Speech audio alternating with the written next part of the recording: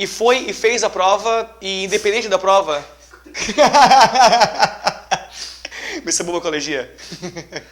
Tem que chutar o tapete e depois... Ah, a porta. É. Tá, abre a janela. A janela não tem tapete.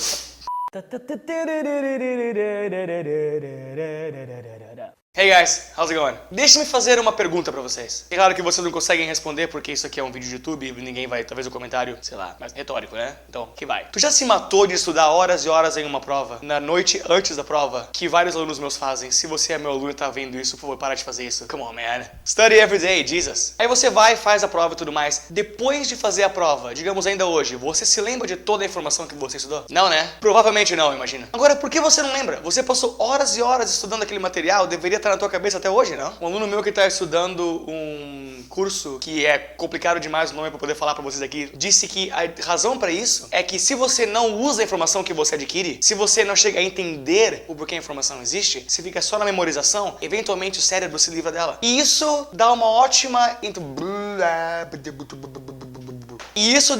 introdução para o que nós vamos falar hoje. Existe uma regra bem importante para saber sobre o ensinamento de inglês ou aprendizado sobre qualquer outra coisa. Entender é sempre melhor do que memorizar. Quando você entende como uma coisa funciona, você não precisa memorizar as ações que estão intrínsecas nela. Por exemplo, como abrir uma porta. Você entende que se você rodar a maçaneta pro lado oposto, acho, da porta, você vai fazer a coisinha que quem tá na porta... A porta foi um péssimo exemplo, na real. Sempre que você tiver a oportunidade, avalie por que uma regra de inglês existe. É importante sempre pensar o que esse cara tá pensando. Por que isso aconteceu? Virei criança agora. O que esse cara tá pensando? Por que eles fizeram essas regras? Se você entende por que a regra existe, você nunca mais precisa memorizar, porque fazer ela correto é uma questão de bom senso. Em minhas aulas particulares, se eu consigo fazer o aluno entender alguma coisa, em vez de só memorizar uma regra, fica muito mais fácil de saber da regra sempre. E é isso que eu sempre tento fazer quando eu vejo uma regra de gramática. E é isso que nós vamos fazer agora sobre a e an. Então tá, o vídeo é sobre a e an. Toda vez que eu vejo professores explicarem do jeito que eu sempre vi eles explicarem, dá vontade de dar um high five neles, no tornozelo, com uma cadeira. High five the ankle with a chair. A palavra a é usada pra apresentar o substantivo que vem depois, né? A house, a car, a day, a... Leleque, leque, leque, leque. Ah, leleque, leque.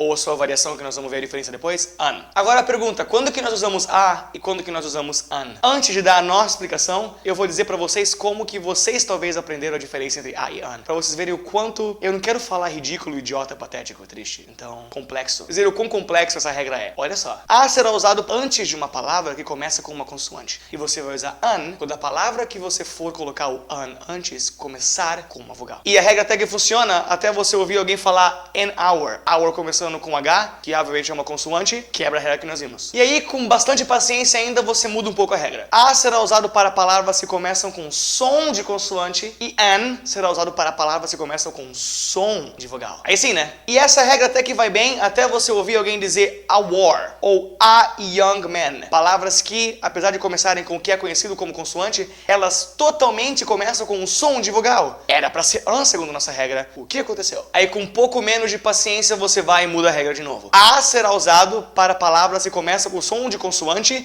e an será usado para palavras que começam com som de vogal, a não ser as palavras que começam com a letra W e a letra Y, que já que são umas consoantes meio estranhas mesmo, dá pra entender porque elas diferem. Tranquilo por enquanto. Aí fica tudo legal até que você abre o jornal. Abre o jornal, ótimo. Que você vai liga a televisão na CNN e alguém expressa o termo uma maneira de pensar que está em todos os lugares da seguinte maneira. A ubiquitous mindset. Ubiquitous começa com vogal. Por que eles falaram a ubiquitous? Aí já sem paciência nenhuma você coloca mais o adendo na regra.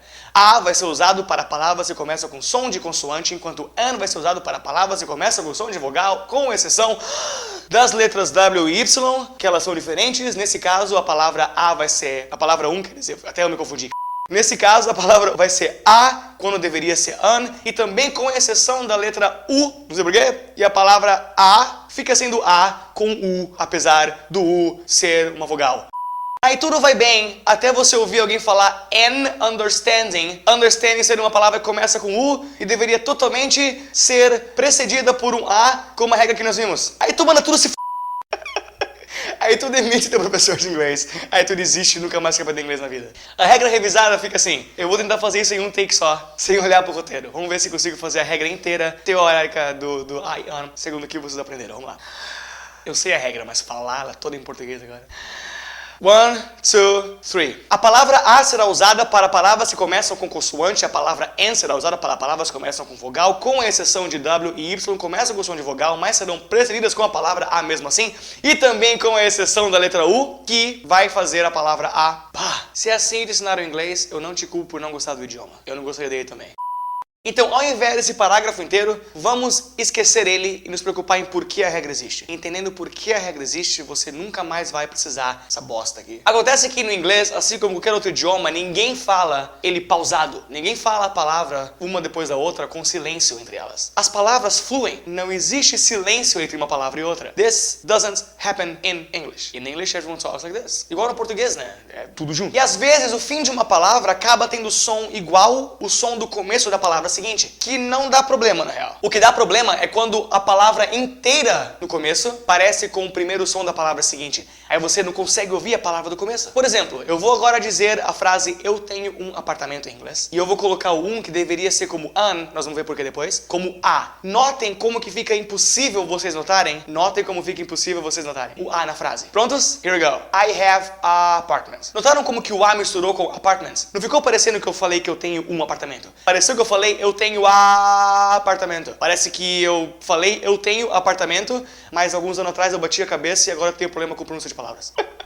A palavra não pode ser a se a palavra que vier depois começar com um som que vai acabar tendo conflito com esse a. Se a palavra depois começar com som de vogal de boca aberta. Apartment, elephant, ostrich, airplane. Som boca aberta, não pode. O a vai se misturar com esses caras. Lembrem-se, se a palavra começar com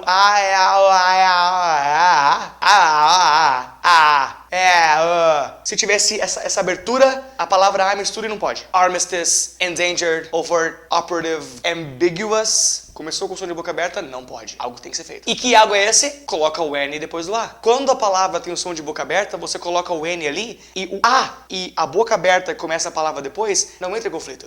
Eu vou dizer a mesma frase, eu tenho um apartamento, mas ao invés de usar A, eu vou usar N e vocês olham como fica fácil. I have an apartment. Um pouquinho mais rápido. I have an apartment. Viu? Não dá pra confundir os dois. Agora, fica muito, muito fácil ver um e o outro. I have an apartment. I have an apartment.